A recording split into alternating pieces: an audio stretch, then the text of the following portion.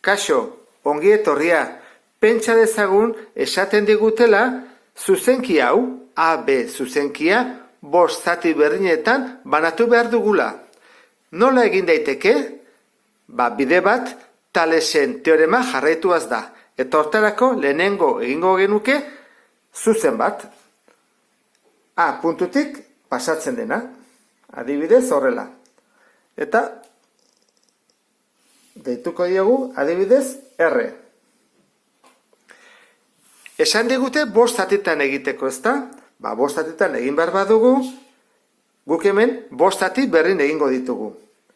5 zati berdinak egiteko, egingo dudana izango da, 3 joan, adibidez. Hau da, 1, 3, 6, 9, 12 eta 15. Beraz, hemen 5 zati berdinak baditut, baina hemen ez, zer egin behar da orduan? 5 zati berdin hauek bera pasatzeko egingo dudana da 5. puntu hau elkartu berekin. Zerrekin? Kartagoia edo eskuairakin. Adibidez, elkartzen dut, ikusten duzun bezala, horrekin. Orduan, jartzen dut hemen behan erregela, eta joatenez elkartzen. Elkartu dut 1, beste 1, 2, 3, 4, eta 5.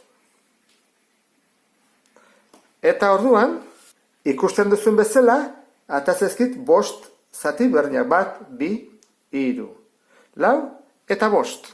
Banatu dut AB zuzenkia 5 zati berdinetan.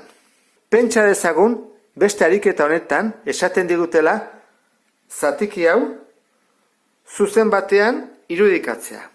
Orduan, lehenengo ikusi behar duguna da, 10 zazpiren zenbat oso diran. Zenbat dira? Oso bat eta soberan 10 zati zazpi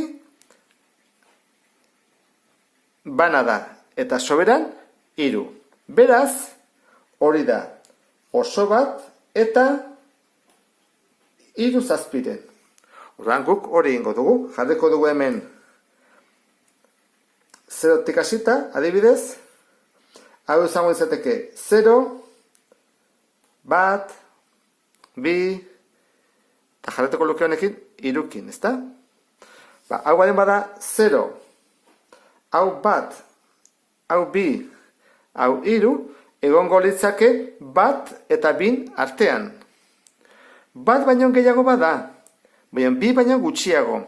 Zenbat zatitan egin behar dut batetik bira, dagoen zuzenki hau, 7 zatitan. Orduan, lehen bezala, egingo dudana da, batetik ateatzen den zuzen bat marraztu.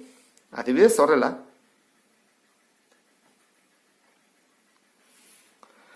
Eta orain, egingo ditut 7 zati berdin. Orduan, has gaitezen. 2 joango naiz, erresago egiteko. 1, 2, 3, 4, 5, 6, 7. Orduan, hemen ditut 7 zatiak. Pasa behar ditut onera. Zer egin behar da? Elkartu behar da eskuera edo kartagoiarekin, hemen azaltzen den bezala, azkeneko puntu hau honekin. Hor jartzen dut. Eta behan, erregalarekin zuzen joateko. Orduan, hasiko gera. Hau izango litzateke 1, beste 1, beste 1, beste 1, beste 1, beste 1, eta azkena, hau izango litzateke. Beraz, hemen baditut 7 zatiak. 1, 2, 3, 4, 5, 6, 7. Zenbat hartu behar ditut? 3. Orduan da 1, gehi 7-ren 1, 2, 3. Hau izango litzateke puntua. Hori da 10 7-ren puntua. Eta honekin bukatzen dugu Thalesen teoremaren aplikazio praktikoa. Beste bat arte, agur!